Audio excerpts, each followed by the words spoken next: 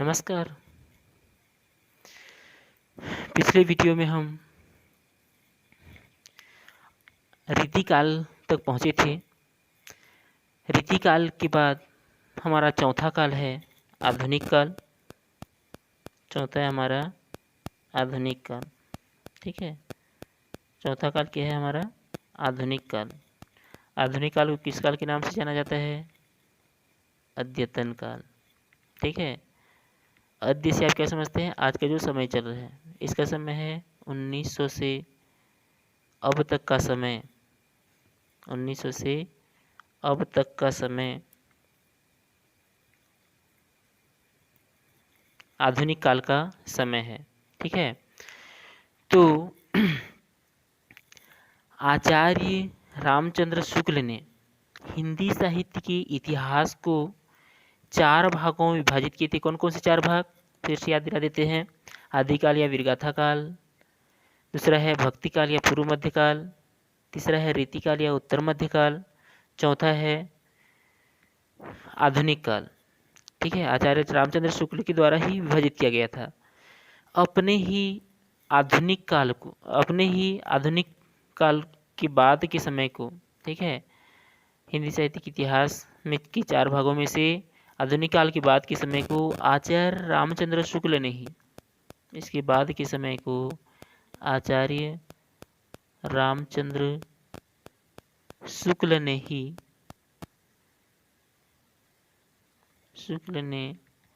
फिर से 3 भागों में विभाजित किए हैं। 3 भागों में विभाजित किए हैं।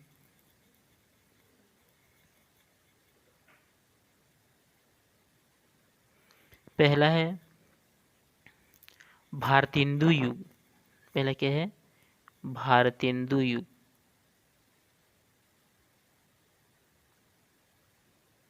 भारतेंदु युग।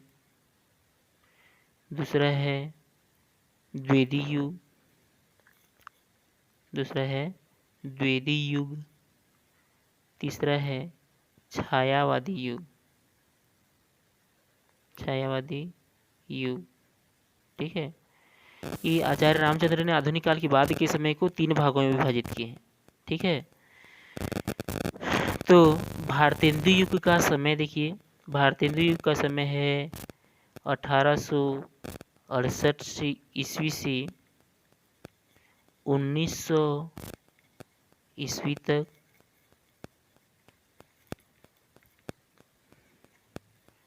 उसके बाद द्विवेदी युग का समय प्रारंभ होता है। द्विवेदी युग का समय है 1900 ईस्वी से 1920 ईस्वी तक।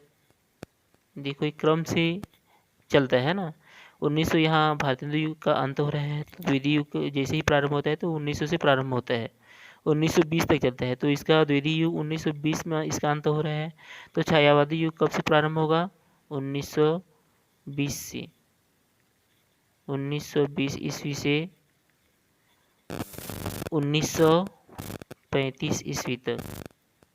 1935 ईस्वी तक। ठीक है, इसके बाद के समय को भारतेंदु आचार्य रामचंद्र शुक्ल ने तो आधुनिक काल के बाद के समय को 3 भागों में बांटे हैं। भारतेंदु युग, द्विवेदी युग और छायावादी युग। भारतेंदु युग का समय 1868 ईस्वी से 1900 ईस्वी तक, 1900 से 1920 ईस्वी तक, 1920 ईस्वी से 1935 ईस्वी तक। ये आचार्य रामचंद्र शुक्ल के द्वारा विभाजित किया गया है। ठीक है, आचार्य रामचंद्र शुक्ल के द्वारा विभाजित किया है। इसकी छायावाद के बाद के समय को, ठीक है, छायावाद के फिर उसके बाद के समय को डॉक्टर हजारी प्रसाद द्विवेदी ने फिर से 3 भागों में विभाजित किए हैं। इसके बाद के समय को फिर से, है ना, फिर से 3 भागों में विभाजित किए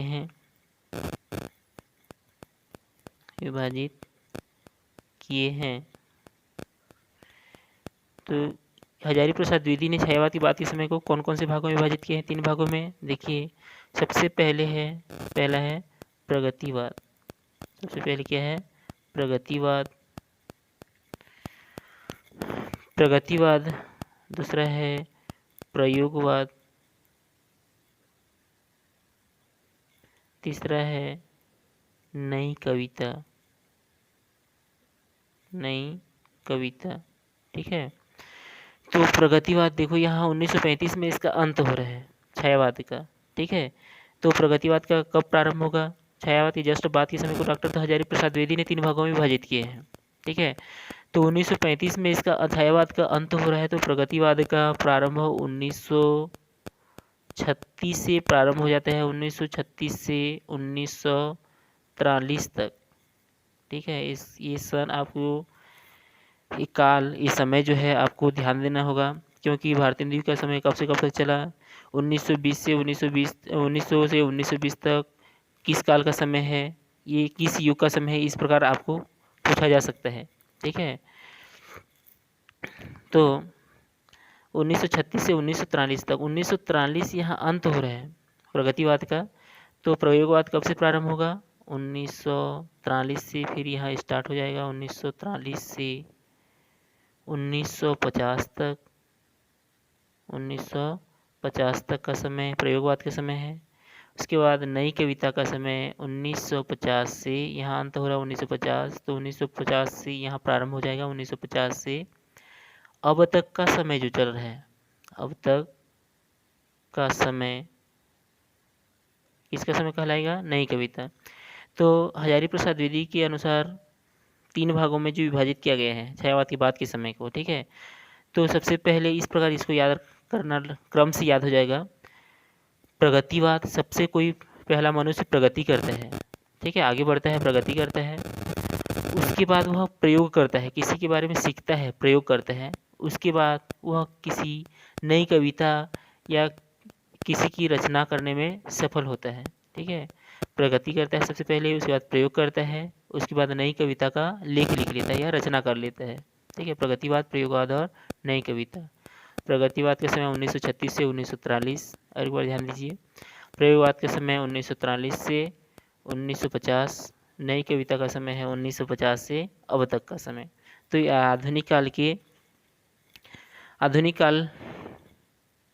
को, आधुनिक काल छायावाद के बाद के समय को डॉक्टर हजारी प्रसाद द्विवेदी ने 3 भागों में विभाजित किए हैं। ठीक है, उसके बाद इन सभी काल की विशेषताएं अलग अलग हैं। ठीक है, इन सभी काल की विशेषताएं जो हैं अलग अलग हैं, लेकिन इन सभी कोई भी काल का, हाँ, लेकिन आधुनिक काल की विशेषताएं अगर पूछा जाता है तो आधुनिक काल की विशेषताओं को इस प्रकार तैयारी कर सकते हैं, और इनकी विशेषताओं को हम तैयारी भी कर सकते हैं। ठीक है, तो आधुनिक काल की विशेषताएं शॉर्टकट में इस प्रकार, आधुनिक काल की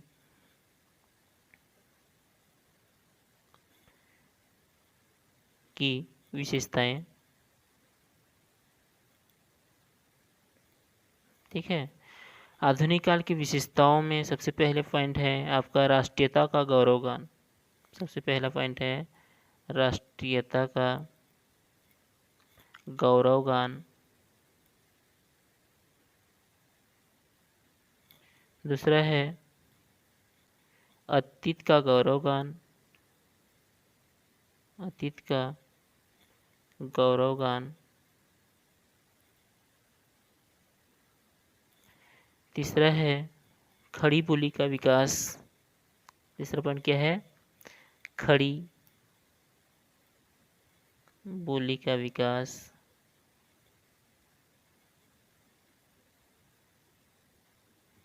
और चौथा है साहित्यिक प्रवृत्तियों का उदय।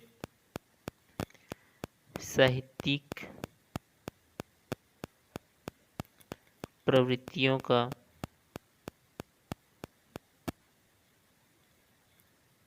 उदय। ठीक है, ये 4 पॉइंट आप तैयारी कर सकते हैं। तो आधुनिक काल में राष्ट्रीयता का गौरवगान, राष्ट्र के प्रति बहुत ही प्रेम भावना थी, गौरवगान किया जाता था। दूसरा है अतीत का गौरवगान। अतीत से होता है, तात्पर्य है बीता हुआ समय। अतीत का क्या तात्पर्य है? बीता हुआ समय का गौरवगान आधुनिक काल में किया जाता है। ठीक है, कोई भी मनुष्य को वर्तमान समय से हमेशा नाखुश रहते हैं, है ना। वृद्ध मनुष्य हमेशा बीता हुआ समय के बारे में,